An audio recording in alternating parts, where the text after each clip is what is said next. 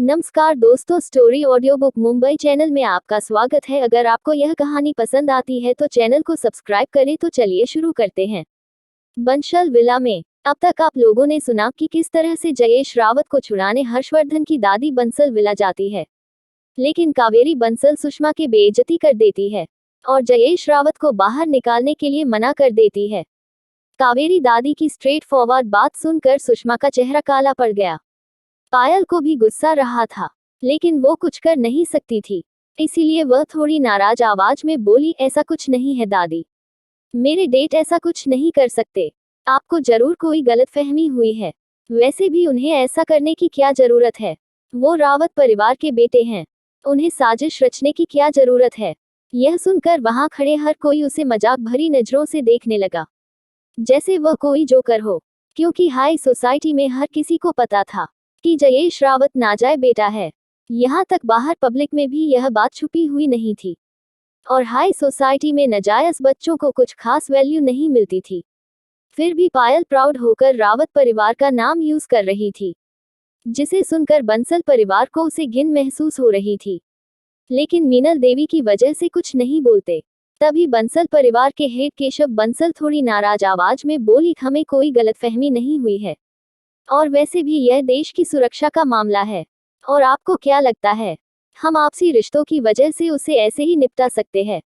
आपको अंदाजा भी है कि अगर नरेंद्र को कुछ हो जाता तो देश कितनी बड़ी मुसीबत में पहुंच सकता है। आपको कहना बहुत आसान लगता है, लेकिन अगर यह हादसा आपके घर में हुआ होता तो क्या आप सच में माफ करते? वही उसकी बात सुनकर मीनल देवी की नजरें भी झुक गई, क्योंकि यह बात सच थी कि अगर वो उनकी जगह होते तो वह माफ नहीं करती। आज पहली बार मिलन देवी की नजरें झुकी हुई थी, क्योंकि वह एक प्राउड लेडी थी और वो एक रेप्यूटेड खानदान से आई थी। ऊपर से उसकी शादी भी रावत परिवार जैसे बड़े परिवार में हुई थी, इसलिए उन्होंने अपनी पूरी जिंदगी एक गौरव भरी जिंदगी जी थी। वह कभी किसी के सामने अपनी नजर नहीं झुकाती थी, लेकिन आज सच में वह गलत थी। लेकिन वह रावत परिवार के नाम को ऐसे डूबा भी नहीं सकती थी, इसलिए वह मजबूर थी, और हर बार जयेश रावत का परिवार इसी बात का फायदा उठाता था। अपने पति के दिए हुए वचन की वजह से वह जयेश रावत को अपने खानदान से बेदखल भी नहीं कर सकती थी, और उसकी गलतियों को छुपाने के अलावा अब उनके पास कोई चारा नहीं था। तभी सुषमा रावत रोने की एक्टिंग करते हुए बोली, मम्मी जी देखिए ना, यह क्या कह रही है, उन्होंने सच ने ऐसा कुछ नहीं किया है। वो रावत परिवार का बेटा है और आप उन्हें ऐसे छोड़ नहीं सकते। प्लीज आप कुछ कीजिए। वो लोग इस बात से अनजान थी कि दूसरी मंजिल पर खड़ा हुआ एक इंसान कब से उनकी बातें सुन रहा है, और जैसे जैसे वह लोग उनकी बातें सुन रहे थे वैसे उसके आगे कठोर हो रही थी। उस इंसान को सच में आज बहुत ज्यादा गुस्सा आ रहा था। तभी वो इंसान एक नजर मीनल देवी और उसके पास में बैठी हुई सुषमा और पायल को देखकर उसके चेहरे पर एक शैतानी चमक आ गई, और उसने अपना फोन उठाया और किसी को फोन कर दिया, और फोन रखने के बाद कुछ टैक्स किया और अपने मन में बोला, अब देखो मैं तुम लोगों को कैसे सबक सिखाती हूँ। वही नीचे बैठे लोग उनके ऊपर आने वाले मुसीबत से अनजार आज बहस कर रहे थे। तभी पायल, जो अब तक खामोश थी, वह मगरमच्छ के आंसू गिराते हुए बोली, केशव दादाजी आपको जरूर कुछ गलत फहमी हो रही है, मेरे पापा सच में निर्दोष हैं। यह सब कुछ अपोजिशन पार्टी की चाल है, इसमें मेरे पापा की कोई गलती नहीं है। आप लोगों को जरूर कुछ गलतफहमी हुई है, प्लीज आप उन्हें बाहर निकलवा दीजिए। इतना कहकर वह किसी मासूम बच्चे की तरह रोने लगी, जैसे उसे अपने पिता की बहुत चिंता हो, और उससे ज्यादा मासूम इस दुनिया में कोई ना हो। सच में एक्टिंग करने में सुषमा और पायल कुछ ज्यादा ही अच्छी थी, इसलिए तो उसकी एक्टिंग देखकर बंगाल परिवार गिल्टी महसूस करने लगा। लेकिन वह झुकने नहीं वाले थे, और वह उनकी आंखों में नजर आ रहा था। मीनल देवी भी मजबूर थी, अब उनके पास सिर्फ एक ही सहारा था, और वह था हर्षवर्धन। उन्होंने तुरंत हर्षवर्धन को फोन लगा दिया और बंसल विला मिलने को कह दिया। वो यह नहीं जानती थी कि हर्षवर्धन पहले ही बंसल विला के गेट पर खड़ा है, क्योंकि उसके सेक्रेटरी ने उससे पहले ही इस चीज के बारे में इन्फॉर्म कर दिया था। वह तुरंत अंदर आता है। जैसे ही हर्षवर्धन अंदर आता है, वहां का माहौल टेंस हो जाता है, क्योंकि बंसल परिवार जानता था कि कोई भी हर्षवर्धन की बात नहीं टाल सकता था। वही हर्षवर्धन को देखकर पायल किसी प्यारी बहन की तरह चलते हुए उसके पास गई और उसका हाथ पकड़ने की कोशिश करते हुए बोली, प्लीज भैया देखिए ना, यह लोग क्या कह रहे हैं? यह पापा को जेल में रखना चाहते हैं। अभी वह इतना ही बोली और हर्षवर्धन का हाथ पकड़ने ही वाली थी, तभी हर्षवर्धन 2 कदम पीछे हट जाता है और अपने पास खड़े हुए सेक्रेटरी को घूर कर देखता है, जैसे कह रहा हो कि मैं तुम्हें किस चीज की सैलरी दे रहा हूँ जो हर कोई राह चलता मेरा हाथ पकड़े। सेक्रेटरी भी इशारा समझ गया, इसीलिए उसने तुरंत पायल को हर्षवर्धन से दूर करते हुए कहा, मिस पायल, अच्छा होगा आप बॉस से दूर रहिए। वह बॉस को किसी का भी नजदीक जाना पसंद नहीं है। वहीं यह सुनकर पायल की आंखें गुस्से से लाल हो गई, क्योंकि हर्षवर्धन उसे हर बार इसी तरह बेइज्जत करता था। हर्षवर्धन के कनेक्शन इतने ज्यादा थे कि अगर वह पायल की मदद करता तो अब तक पायल किसी अमीर आदमी को अपनी प्यार के झाड़ में फंसा चुकी होती है। यहाँ तक कि पायल एक लग्जरियस और प्राउड जिंदगी जीती और हर किसी को प्राउड होकर कहती कि हर्षवर्धन उसका भाई है। लेकिन वह हर बार उसे इसी तरह बेइज्जत करता है, लेकिन फिर भी वह बेशर्म थी। वह दुनिया के सामने ऐसा दिखाती थी जैसे हर्षवर्धन उसे पर जान छुड़ाता है और वह उसकी प्यारी बहन है। चलिए हम कहानी में आगे बढ़ते हैं। वहीं हर्षवर्धन वहां बैठे सबको इग्नोर करते हुए काफी रौबदार अंदाज के साथ चलते हुए एक सिंगल सोफे पर बैठ गया है। उसने एक नजर सबकी ओर डालते हुए गंभीर आवाज में कहा, दादी माँ आप यहाँ क्या कर रही है? आपकी तो तबीयत खराब थी। वही यह सुनकर और अपने पोते के चेहरे पर नाराज भाव देखकर और उसकी इतनी बेरुखी आवाज सुनकर मीनल देवी के दिल में दर्द हुआ, क्योंकि वह सच में चाहती थी कि उसका पोते उसे क्यों नाराज है, लेकिन वह भी क्या करती। उनके हिसाब से रावत खानदान सबसे ऊपर आता था, उसके बाद बाकी सब कुछ। इसलिए तो वह अपने पोते के इमोशनल को इग्नोर करते हुए बोली, हर्षवर्धन अच्छा हुआ तुम आ गए। अब तुम ही बंसल परिवार को समझाओ, यह आपसी मामला है। इस तरह से दुनिया के सामने बदनाम ना करें और जयेश को जेल से बाहर निकाले। वैसे पिछले कुछ दिनों में हमारी काफी बदनामी हो चुकी है। यह सुनकर हर्षवर्धन अपनी दादी को देखते हुए गंभीर आवाज में बोला, क्या सच में दादी आप यह चाहती है? इतनी बड़ी गलती के बाद और रावत इंडस्ट्री को इतनी बड़ी मुसीबत में डालने के बाद भी जयेश रावत को बाहर निकालना चाहती है। लेकिन वह कठोर आवाज में बोली, मैं यही चाहती हूँ और जल्द से जल्द उसे जेल से बाहर निकलो। मैं अपने खानदान का और मजाक बनवाना नहीं चाहती। वैसे भी यह लोग तो मेरी बात समझ नहीं रहे। इतना बोलकर बंसल दादा दादी की ओर इशारा करती है। वहीं उनकी बात सुनकर बंसल परिवार भी नाराज हो रहा था। ऐसा लग रहा था जैसे वहां का माहौल काफी टेंशन से भर रहा हो और वहां की सिचुएशन काफी गंभीर हो। हर्षवर्धन भी जानता था कि उसकी दादी के सामने उसकी एक नहीं चलने वाली और उसकी दादी कुछ न कुछ करके उसे अपनी बात मनवा ही लेगी। इसीलिए बंसल परिवार भी थोड़ा परेशान होने लगा था, क्योंकि वह हर्षवर्धन की बात नहीं टाल सकते थे। अगर बात मिलन देवी के होती तो ज्यादा से ज्यादा वो उनसे अपना रिश्ता तोड़ लेते, लेकिन वह अपने बेटे की जिंदगी बर्बाद करने की कोशिश करने वाले मास्टरमाइंड को छोड़ तो बिल्कुल नहीं। लेकिन हर्षवर्धन की बात अलग थी। एक तो वो उन्हें अपने पोते की तरह मानती थी, ऊपर से उसकी पवार बहुत ज्यादा थी। उन्हें डर लग रहा था कहीं हर्षवर्धन भी अपनी दादी का साथ न दे। क्या हर्षवर्धन मानेगा अपनी दादी की बात? और क्या इन लोगों की बात सुन रहा इंसान चलेगा कोई नई चाल? कौन है वो शख्स? बंसल विला में अब तक आप लोगों ने सुना कि मीनल देवी हर्षवर्धन को भी बंसल विला बुला लेती है ताकि वह बंसल परिवार पर दबाव बना सके जयेश रावत को छोड़ने के लिए। और यह देखकर सुषमा और पायल खुश हो जाती है।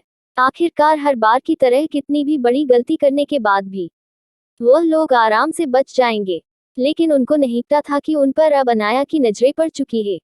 वही हर्षवर्धन को भी गुस्सा आ रहा था। गुस्से में उसने अपनी मुठिया कर ली थी और उसके चेहरे पर आए गंभीर भाव और उसके आसपास फैल रहा खतरनाक और देख वहां पर खड़े हर किसी को डर लग रहा था। एक पल के लिए तो मीनल देवी को भी डर लगा, क्योंकि वह सच में हर्षवर्धन को गुस्सा नहीं दिलाना चाहती थी। अगर बंसल परिवार उसकी बात मान लेता है तो हर्षवर्धन को बुलाती नहीं पड़ता। उसने इसलिए हर्षवर्धन को इसमें शामिल नहीं किया था, क्योंकि वो जानती थी कि हर्षवर्धन जयेश रावत और उसके परिवार को बिल्कुल भी पसंद नहीं करता था। और यह बात उसकी दादी बहुत अच्छे से जानती थी, इसीलिए वह ज्यादातर उनके मामलों से हर्षवर्धन को दूर ही रखती थी। लेकिन आज उनकी मजबूरी थी, सिचुएशन उनके बस से बाहर जा रही थी। हर्षवर्धन बंसल परिवार की ओर देखकर गंभीर आवाज में बोला, दादाजी अगर हो सके तो उसे आदमी को छोड़ दो। वैसे भी मेरी दादी यही चाहती है। वही उसकी बात सुनकर बंसल परिवार को भी गुस्सा आया, लेकिन वह हर्षवर्धन को मना नहीं कर सकते थे।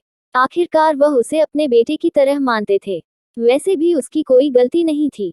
इन सभी सिचुएशन में भी उसने भी बहुत ज्यादा स्ट्रगल किया था और बहुत सारी परेशानी उठाई थी। अभी वो कुछ आगे कहता, उससे पहले ही वहां पर तकरीबन 20 से 25 गार्ड्स हाथों में बड़ी बड़ी राइफल लिए और ऊपर से नीचे तक काले कपड़े पहने हुए अंदर आते हैं। उनके यूनिफॉर्म पर काफी यूनिक तरह का मेडिकल का लोगो था। वह सब के सब अंदर आ रहे थे और उन्होंने एक घेरा बनाया हुआ था। उन सब के बीच काफी हटाकट्टा मस्कुला आदमी चल रहा था, जिसने मास्क पहना हुआ था।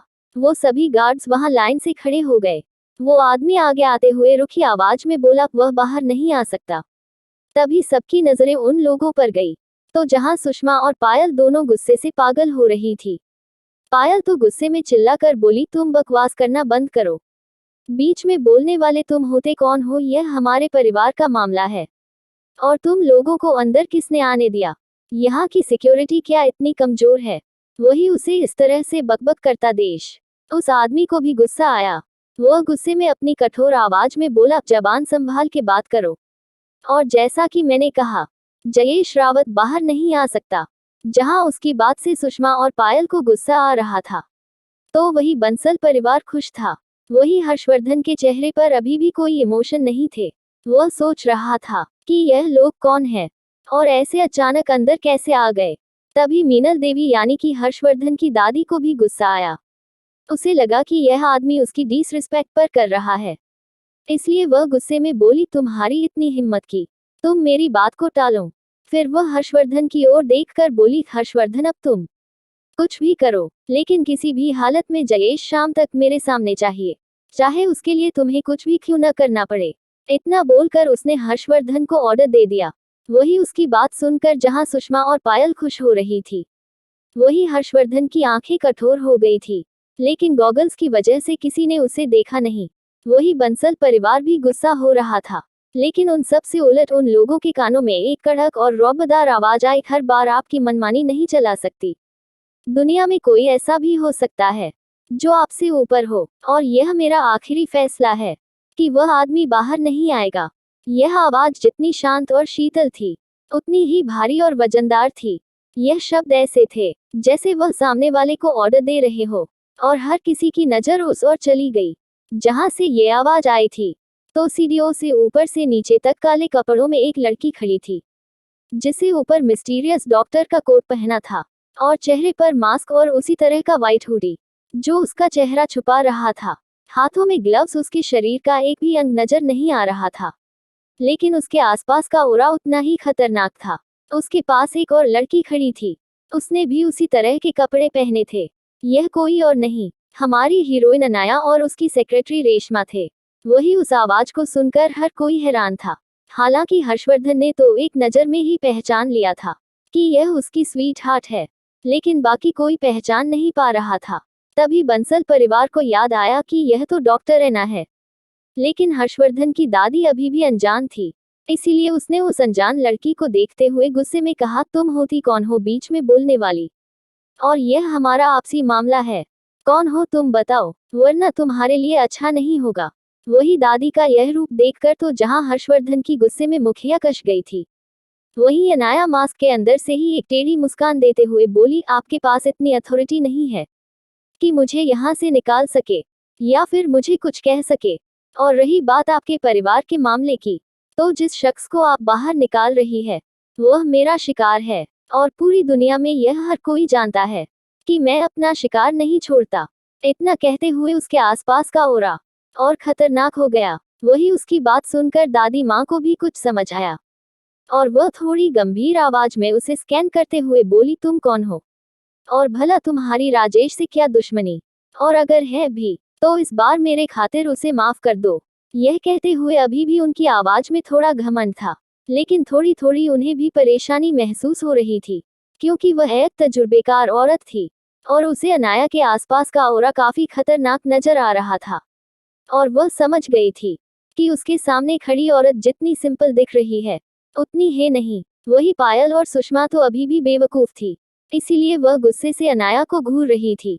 सुषमा से तो रहा नहीं गया, तो गुस्से में दांत पीसते हुए बोली, तुम अपनी जबान बंद रखो। तुम्हें दिख नहीं रहा कि यहाँ रावत खानदान बैठा हुआ है? तुम्हारे उसके सामने जवाब खोलने की औकात नहीं है।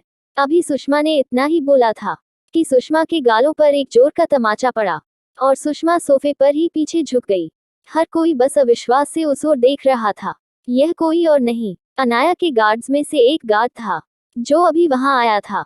क्या इस थप्पड़ से सुषमा सुधार पाएगी और क्या इस बीच फैसला होगा? बंसल विला में अब तक आप लोगों ने सुना कि अनाया सुरेश रावत को छोड़ने के लिए मना कर देती है और हॉल का माहौल काफी गंभीर हो गया था और सुषमा अनाया की बेइज्जती करती है। बदले में अनाया के गार्ड उसे एक थप्पड़ मार देते हैं। वही माहौल को गंभीर होता है देख पायल गुस्से में बोली, तुम्हारी हिम्मत कैसे हुई मेरी मॉम को मारने की?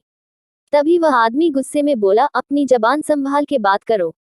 तुम हमारे बॉस से बात कर रही हो और हमारे सामने रावत खानदान कोई मायने नहीं रखता, इसीलिए अगली बार अपने शब्दों को काबू में रखना। वही उस आदमी की बात सुनकर पायल भी किसी मेमने के बच्चे की तरह चुप हो गई। वही मीनल देवी बात की गंभीरता समझ चुकी थी, इसीलिए वह भी शांत हो गई। वही बंसल परिवार तो अब तक खामोश हो चुका था। वह जानते थे कि अब उन्हें कुछ बोलने की जरूरत नहीं है। अनाया रौबदार अंदाज में नीचे आते हुए बिल्कुल हर्षवर्धन की दादी के सामने खड़ी हो गई, जैसे वह हर्षवर्धन को प्रोटेक्ट कर रही हो, क्योंकि उसके पीछे के सोफे पर ही हर्षवर्धन बैठा हुआ था। हर्षवर्धन तो अपनी बीवी का ही अंदाज देखकर अंदर ही अंदर खुश हो रहा था। उसे ऐसा महसूस हो रहा था कि जैसे कोई उसे प्रोटेक्ट कर रहा हो और वह इस फीलिंग को काफी एंजॉय भी कर रहा था। दूसरी ओर दादी काफी गुस्सा हो रही थी। वह हर्षवर्धन की ओर देखकर बोली, हर्ष तुम्हें कुछ कहना नहीं है? हर्ष, यह तुम्हारी दादी की बेइज्जती कर रही है। अभी हर्षवर्धन कुछ बोलता उससे पहले ही अनाया उसे घूरते हुए बोली, आप मुझसे बात कीजिए और जयेश रावत को जेल से निकालना है, लेकिन वह मेरे कहने पर अंदर गया है और वह बाहर नहीं आ सकता है।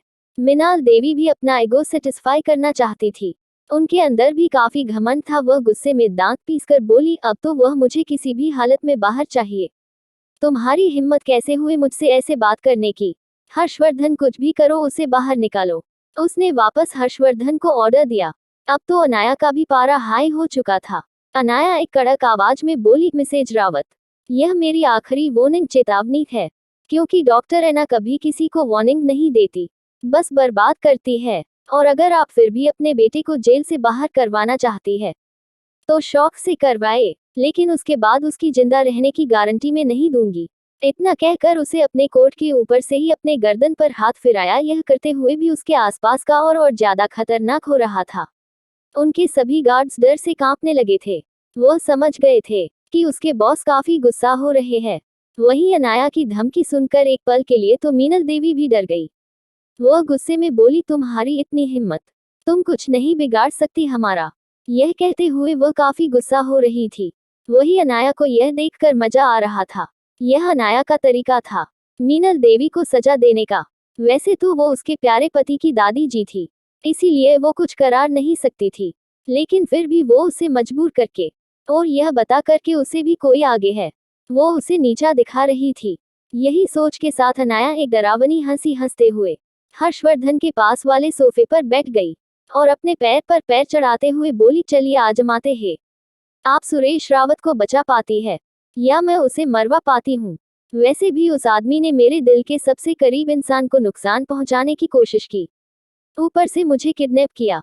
मैं उसे बात के लिए उसे माफ भी कर दूं, लेकिन उसने जिस इंसान पर हाथ डाला वह मेरी कमजोरी है और उस पर तो मैं किसी की नजरें भी बर्दाश्त नहीं कर सकती। और उसने तो उस नुकसान पहुंचाने की कोशिश की, तो भला मैं उसे कैसे छोड़ दूं? इतना बोलकर उसने अपनी एक प्यार भरी नजरें उस मास्क के पीछे से भी सही हर्षवर्धन पर डाली। हर्षवर्धन भी अपनी बीवी की प्यार भरी नजरें महसूस कर चुका था। वह समझ गया था कि अनाया उसी की बात कर रही है और वह उसी का बदला ले रही है। वही मिनाल देवी अब तक खामोश हो चुकी थी। अनाया अपनी जगह से खड़ी हुई और वहां से बाहर जाते हुए अपने गार्ड से बोली, इस मामले को निपटा दो और मुझे कोई इशू नहीं चाहिए। और अगर रावत परिवार बीच में आए तो जयेश रावत को दुनिया से आजाद कर दो। इतना बोलकर वहां से चली गई। वहीं उसकी बात मीनल देवी के गुस्से को और बढ़ा गई। मीनल देवी गुस्से में हर्षवर्धन की ओर देखती है और गुस्से में बोली, तुमने सुना उसे लड़की ने क्या कहा? हर्षवर्धन अभी भी खामोश होकर बैठा हुआ था। वह कुछ बोल नहीं रहा था। हर्षवर्धन की खामोशी उसकी दादी को कचोट रही थी। उसे लग रहा था जरूर कुछ गड़बड़ है। क्या मीनल देवी को अनाया की सच्चाई पता चलेगी? और क्या हर्षवर्धन इन सब के बाद भी अपनी दादी का साथ देगा? बंसल विला में अब तक आप लोगों ने सुना कि अनाया जयेश रावत को मारने की धमकी दे देती है, फिर भी कोई कुछ नहीं कहता। इसलिए मीनल देवी को भी कुछ अजीब लगा। वो क्यूरोस होकर हर्षवर्धन के सेक्रेटरी को देखती है, जैसे पूछ रही हो क्या बात है। तो सेक्रेटरी रजत आगे आते हुए बोला, बड़ी मैडम आप जो कह रही है वो पॉसिबल नहीं है। अभी अभी आप जिनसे बहस कर रही थी वह कोई मामूली इंसान नहीं है।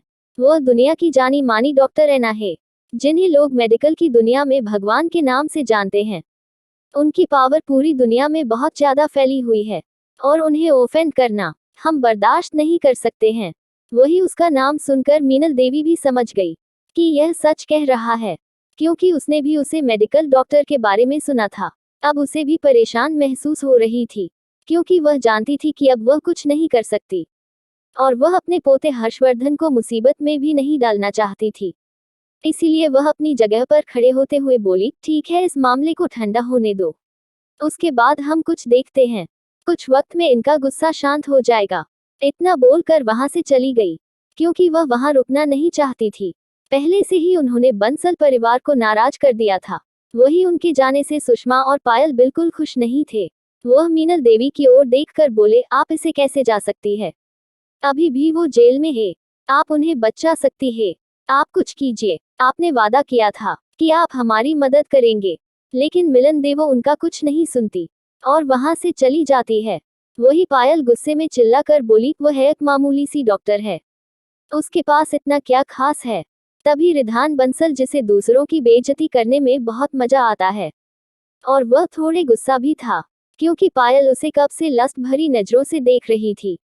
इसीलिए वह थोड़े गुस्से में बोला, सच में तुम बेवकूफ हो। तुम्हें द लीजेंडरी डॉक्टर एना के बारे में नहीं पता, जिसके पास इंग्लैंड की क्वीन जितनी पावर है। उसे किसी भी देश में जाने के लिए वीजा की जरूरत नहीं पड़ती। दुनिया के हर देश की गवर्नमेंट उसे खुद प्रोटेक्ट करती है, यहाँ तक कि नेशनल हेल्थ ऑर्गेनाइजेशन और मेडिकल कम्युनिटी उसे खुद J+ सिक्योरिटी प्रोवाइड करती है।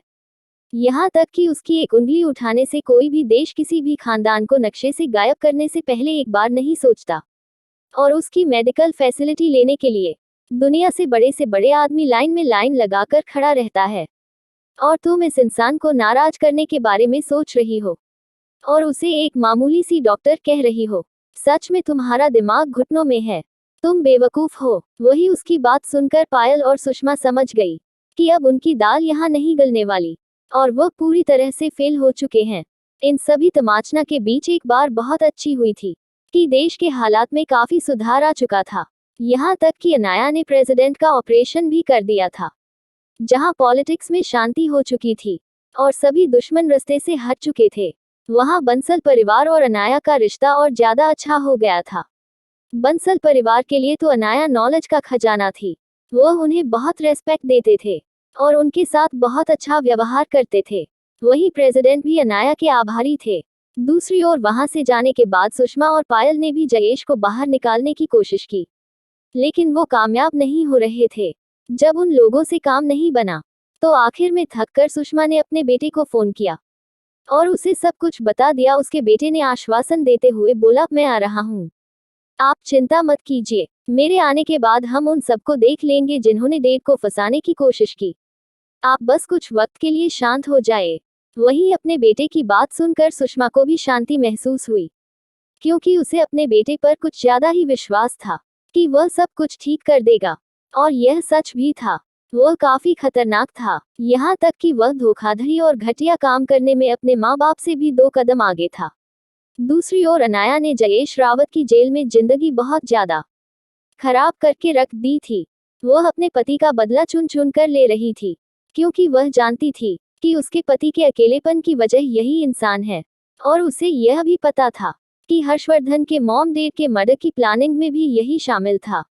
इसलिए वह उसे जेल टॉर्चर करवा रही थी। उसे हर बार किसी न किसी क्रिमिनल के साथ जेल का कमरा डेट और उसकी हालत जेल में पत्थर तोड़ने वाले वह उसे तिल तिल कर परेशान कर रही थी। वही हर्षवर्धन को भी यह पता था कि उसकी बीवी उसका बदला ले रही है, इसलिए वह खुश था। क्या यह तमाशा मीनल देवी को समझा पाएगा और कैसे आगे चलकर अनाया बदला लेती है?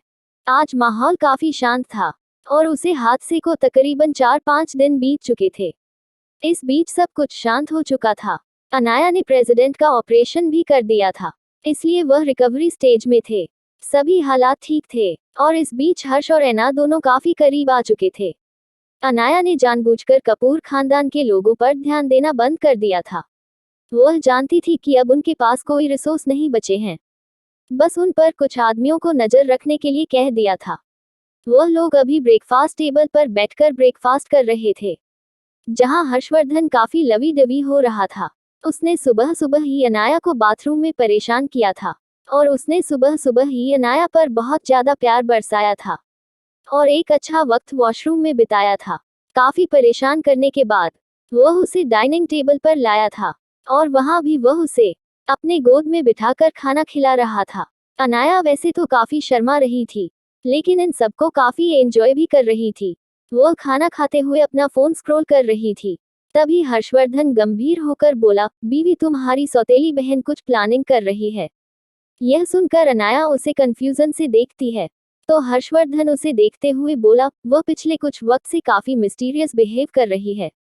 उसे कई बार गायनेकोलॉजिस्ट हॉस्पिटल के बाहर भी देखा गया है और वह बाहर भी नहीं आती। यहाँ तक कि उसने अपने माँ बाप को जेल में मिलने की भी कोशिश नहीं की, न ही उन्हें छुड़ाने की कोशिश कर रही है।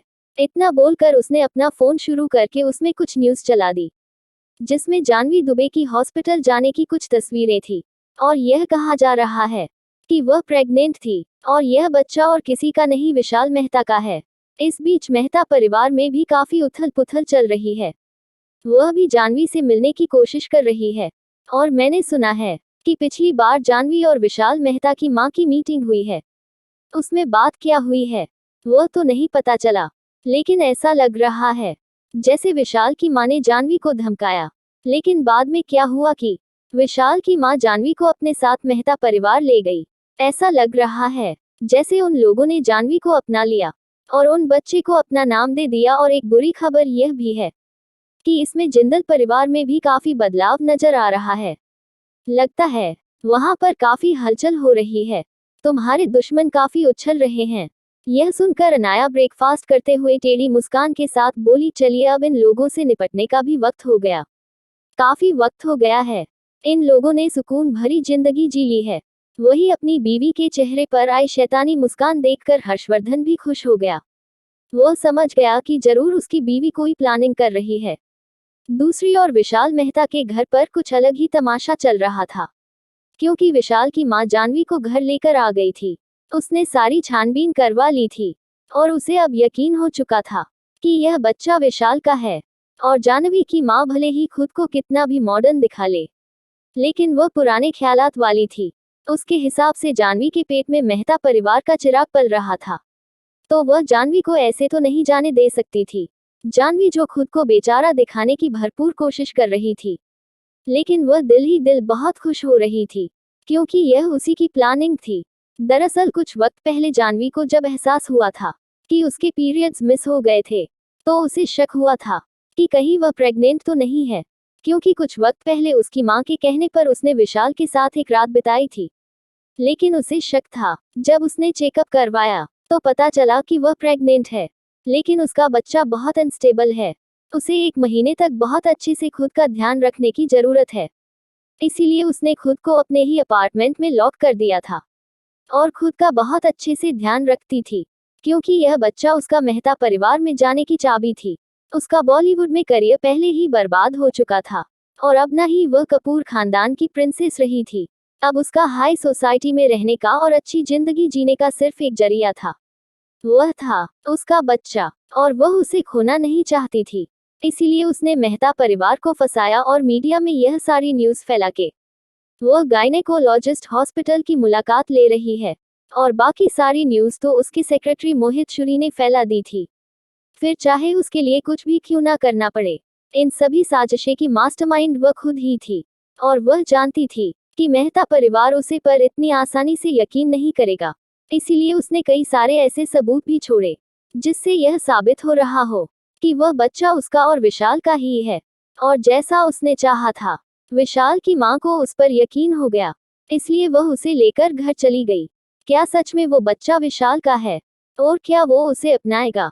और क्या अनाया खोलेगी कोई नया राज मेहता परिवार में? अब तक आप लोगों ने सुना कि विशाल की मां कावेरी जानवी दुबे को लेकर मेहता परिवार में जाती है और उसे वहां देखकर विशाल के पिता तो ज्यादा रिएक्ट नहीं करते, लेकिन उसकी बहन दिव्या गुस्से में जलकर बोली, मॉम आप यह क्या कर रही है? आप इस घटिया लड़की को यहाँ लेकर क्यों आए हैं? क्योंकि दिव्या बिल्कुल लालची लड़की थी। जैसा उसका परिवार था, उसके हिसाब से अब जानवी दुबे की कोई वैल्यू नहीं थी। उसके पास ना ही तो कपूर खानदान रहा था, ना ही कोई करियर रहा था। अब वह एक बेकार लड़की थी जिसकी कोई वैल्यू नहीं थी, और उसे अपने घर में देखकर वह गुस्से से बौखलाई हुई थी। तो विशाल की माँ उसे समझाते हुए बोली, दिव्या चिल्लाना बंद करो। जानवी को मैं घर पर लेकर आई हूँ, अब से वही रहेगी। यह सुनकर दिव्या का गुस्सा और बढ़ गया और वह चिल्लाकर बोली, लेकिन क्यों मॉम? आप इस घटिया लड़की को हमारे घर में क्यों रखना चाहती हो? तो विशाल की माँ थोड़ी कठोर आवाज में बोली, क्योंकि यह तुम्हारे भाई के बच्चे से प्रेग्नेंट है और इस खानदान का वारिस कहीं बाहर नहीं रहेगा। यह सुनकर दिव्या अविश्वास में बोली, मोम ऐसा नहीं हो सकता। भाई तो इसकी ओर नजरें उठाकर देखते भी नहीं, और आपको ऐसा क्यों लग रहा है कि यह बच्चा भैया का ही है? इतना बोलकर वह उसे घूरने लगी, जैसे वह जानवी को चेक कर रही हो। जानवी अभी भी मासूम बन रही थी, तो वह मासूम बनने की एक्टिंग करते हुए बोली, ऐसा आप क्यों कह रही है? यह बच्चा सच में मेरा और विशाल का ही है। इतना बोलकर वह रोने लगी। तभी विशाल की माँ भी बीच में बोल पड़ी, हाँ मैंने सारे टेस्ट करवा लिए हैं, यह बच्चा सच में विशाल का ही है, इसलिए तुम खामोश हो जाओ। और फिर एक नौकर को बुलाकर बोली, जानवी को अंदर ले जाओ और उसको खाने के लिए कुछ दो। जानवी भी बेचारी बनने की एक्टिंग करते हुए अंदर चली गई। जैसा वह चाहती थी वैसा ही हो रहा था। जानवी के जाने के बाद दिव्या गुस्से में बोली, मॉम आप ऐसा कैसे कर सकती है? आप तो मान गई थी कि अनाया ही इस घर की बहू बनेगी, और आपने तो भाई से पहले ही कह दिया था कि वह उसे नजदीकी बढ़ाए। तो फिर यह जानवी यहाँ क्या कर रही है? आप जानती है, इसके पास अब कुछ नहीं है। तभी विशाल की माँ भी बोल पड़ी, लेकिन उसके पेट में मेहता परिवार का चिराग पड़ रहा है, हम इसे ऐसे ही नहीं छोड़ सकते। इस खान का खून कहीं बाहर नहीं पकेगा, वो यही रहेगी। तभी विशाल के पिता भी बोल पड़े, यह बात सच है, हम अपने घर के बच्चों को कैसे बाहर छोड़ सकते हैं? यह सुनकर दिव्या गुस्से से पागल हो रही थी। तभी विशाल की माँ उसे समझाते हुए बोली, शांत हो जाओ। वैसे भी एक बार हमें बच्चा मिल गया है, तो फिर हमें उसकी जरूरत नहीं है। हमें सिर्फ उस बच्चे से मतलब है। और फिर अनाया तो गांव की गवार है, हम उसे इमोशनली ब्लैकमेल करेंगे, तो वो खुशी खुशी उस बच्चे को पालेगी। इसे हमारा ही फायदा होगा। अनाया का बिजनेस तुम्हारा भाई चलाएगा और वो बच्चा संभालेगा। अपनी माँ का इशारा दिव्या भी समझ गई, इसीलिए शैतानी मुस्कान के साथ बोली, आप बिल्कुल सही कह रही है।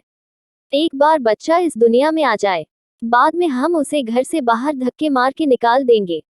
वह तीनों इस बात से अनजान थे कि दूर कोने में छुपी हुई जानवी उन लोगों की बातें सुन रही है, और उनकी बातें सुनकर जानवी की मुठिया गुस्से से कस गई और वह अपने चेहरे पर शैतानी भाव लाते हुए बोली, यह तुम लोगों का सपना है, मैं इस घर की मालकिन बनाकर रहूंगी। अभी तो सिर्फ मैं यहाँ आई हूँ तुम लोगों की मर्जी से। बहुत जल्द तुम लोग ही मुझे अपने बेटे से शादी करने के लिए कहोगे। इतना कहकर उसके चेहरे पर शैतानी मुस्कान आ गई और वह कमरे में चली गई। विशाल के ऑफिस में, विशाल अपने ऑफिस में बैठा हुआ था और उसने गुस्से में अपनी मुठिया कसी हुई थी। उसने सारी चीज तोड़फोड़ कर दी थी, क्योंकि थोड़ी देर पहले ही उसकी सेक्रेटरी क्रिस्टल ने उसे जानवी के मेहता परिवार में आने के बारे में बता दिया था, और यह भी बता दिया था कि जानवी के पेट में उसका बच्चा है। यह सब कुछ सुनकर विशाल गुस्से से पागल हो रहा था।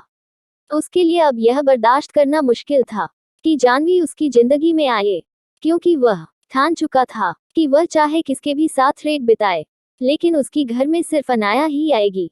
उसकी बीवी की जगह सिर्फ अनाया ही डिजर्व करती है, और उसे बर्दाश्त नहीं हो रहा था कि जानवी ने वह पोजीशन लेने की कोशिश की।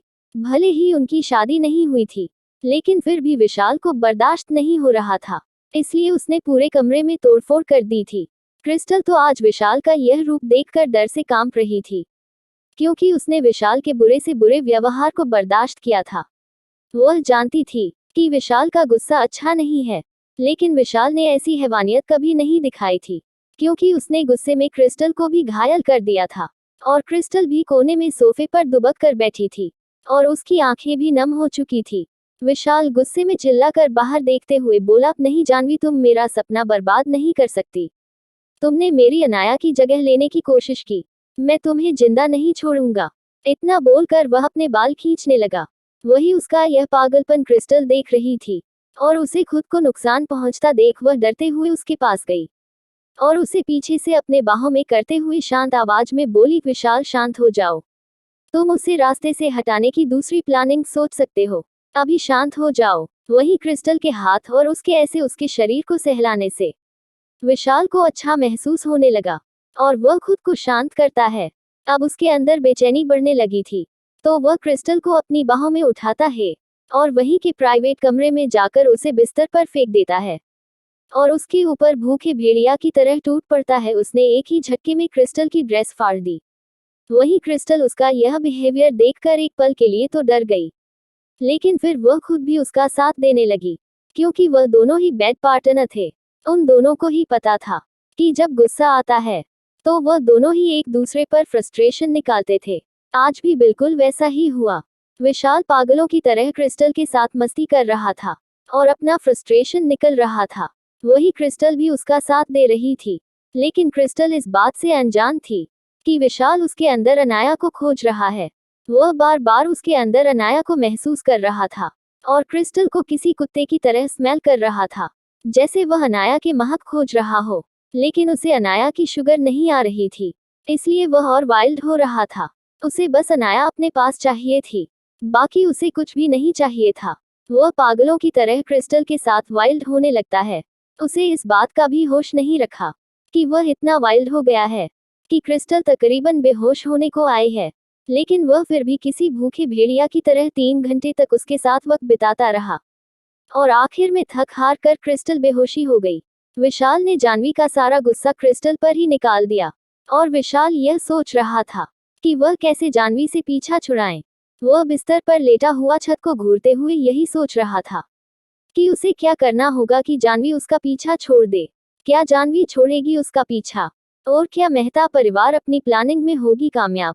और इन सब क्या क्या इफेक्ट पड़ेगा अनाया पर?